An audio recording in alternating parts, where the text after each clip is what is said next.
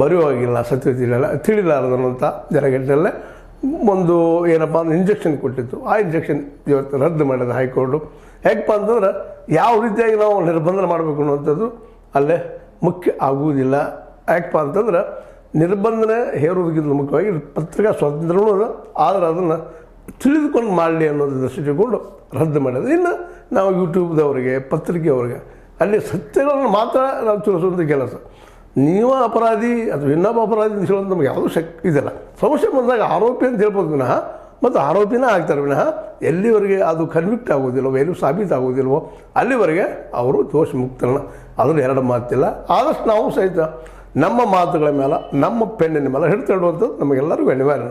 ಎಲ್ಲರೂ ನಾವು ಯೂಟ್ಯೂಬರ್ಸ್ ಇರ್ಬೋದು, ಯಾವುದೋ ಮತ್ತೊಂದು ಡಿಜಿಟಲ್ ಮೀಡಿಯಾ ಇರ್ಬೋದು ಅಥವಾ ಪ್ರಿಂಟ್ ಮೀಡಿಯಾ ಇರ್ಬೋದು, ಯಾವುದೇ ಮೀಡಿಯಾ ಇರಲಿ ಅವರು ಸಹಿತ ಇನ್ನೊಬ್ಬರ ಬಗ್ಗೆ ಮಾತಾಡೋ ಮುಂದೆ ಸ್ವಯಂವರ ಇರಬೇಕಾಗ್ತದೆ.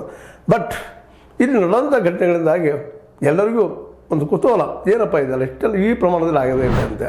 ಮತ್ತು ಅದರಲ್ಲೂ ಇವತ್ತು 9 ಮತ್ತು 10, 11, 12, 13ರಲ್ಲೇ ಶವಗಳ ರಾಶಿ ನಮ್ಮ ದೂರದಲ್ಲಿ ಹೇಳುವಂಗೆ ಸಿಕ್ಕರೆ ನಿಶ್ಚಿತವಾಗಿಯೂ ಇದು ಒಬ್ಬ ಸಾಮಾನ್ಯ ವ್ಯಕ್ತಿಯಿಂದ ಮಾಡುವಂಥ ಕೆಲಸ ಅಲ್ಲ ಅನ್ನುವಂಥದ್ದು ಸ್ಪಷ್ಟ ಆಗ್ತಾ ಹೋಗ್ತದೆ. ಅದು ಇನ್ನು ಇವತ್ತಿನ ದಿನದ ಮೇಲೆ ಇವತ್ತು ಭಾಳ ಮಹತ್ವದ್ದು.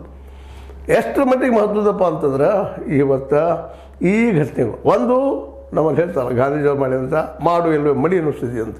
ಇವತ್ತು ದೂರದವ್ರು ಹೇಳಿದಂಗೆ ಶವಗಳು ಸಿಕ್ಕಪ್ಪ ಅಂದ್ರೆ ಒಂದು ರೂಪ ಹಿಡಿತದೆ.